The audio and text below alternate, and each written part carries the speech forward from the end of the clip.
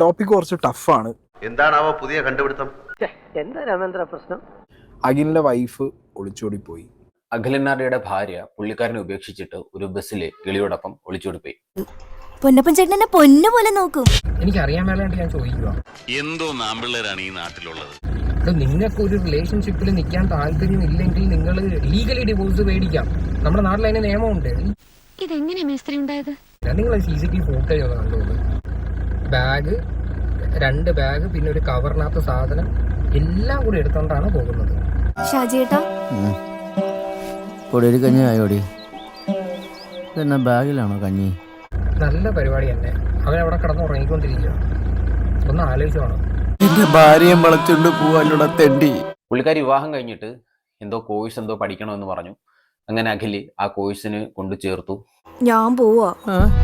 പലരും ഈ ബസ് കണ്ടക്ടറുടെ കൂടെ പോയത് എന്തിനാ? അഖിലനാർഡിന്റെ മറ്റത് മറിച്ച് പോകുന്നതും വരുന്നതൊക്കെ ബസ്സിലാണ്. സോ ബസ്സിലെ കിളിയുണ്ടല്ലോ, കണ്ടക്ടർ കിളി, ആ സെറ്റപ്പ് പുള്ളിക്കാരനുമായിട്ട് ഇഷ്ടത്തിലാവുന്നു. പുള്ളിക്കാരനുമായിട്ട് ഒളിച്ചോടി പോകുന്നു.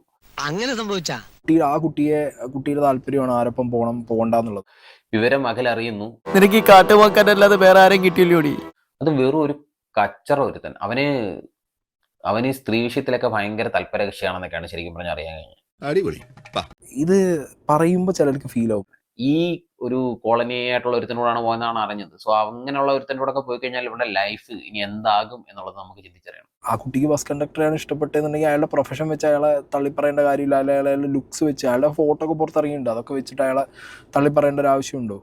ഈ കാണുന്ന തന്തയ്ക്ക് പറക്കാത്തവനാണ് അവളെ കൊണ്ടുപോയത്. അത് നാട്ടുകാർ ചെയ്തോളൂ. പിന്നെ അവന് അങ്ങനെ വീടോ കൂടിയോ ഒന്നുമില്ല. ഈ പറയുന്ന കൂട്ട് ബസ്സിലെ കണ്ടക്ടറും കാര്യങ്ങളുമാണ്. അവന്റെ കൂടാണ് അവൾ ഇറങ്ങി പോയിരിക്കുന്നത്. ഈ അവഹിതം എന്ന് പറയുന്നത് ഉണക്കമീൻ പോലെയാടി. നാട് മൊത്തം നാറിയാലും നമുക്ക് നല്ല രുചിയായിരിക്കും. എന്നാലും രുചിയുണ്ടല്ലോ ഷാജിയേട്ടാ.